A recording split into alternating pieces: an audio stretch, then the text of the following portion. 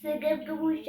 ከዕለታት አንድ ቀን በአንድ አነስተኛ የገጠር መንደር ውስጥ የሚኖር ውሻ ነበረ።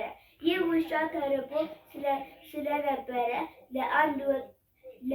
ለአደን ወጥተው አነስተኛ ጥንቸል አድኖ በመያዝ የሚችለውን ያህል ከበላ በኋላ ያስተረፈውን አጥንት በአፉ ይዞ ወደ መኖሪያ ቤቱ ሲመለስ የአነስተኛ ወንዝ ላይ የተሰራ ድልድይ አጋጠመው።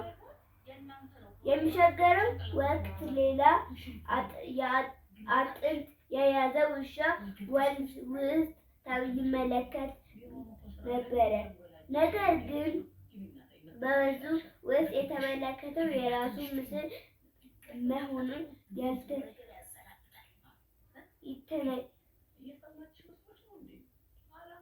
ይተገነዘባል። በመሆኑም ይህ ስግብግብ ውሻ ከራሱ ምስል ላይ አጥንቱን ለመንጠቅ ሲጮህ በአፉ ይዞ የነበረውን አጥንት ወራጅ ወንዝ ውስጥ ወደቀበት። አጥንቱም በወንዙ ተወሰደበት። ስላዳመጣችሁኝ አመሰግናለሁ።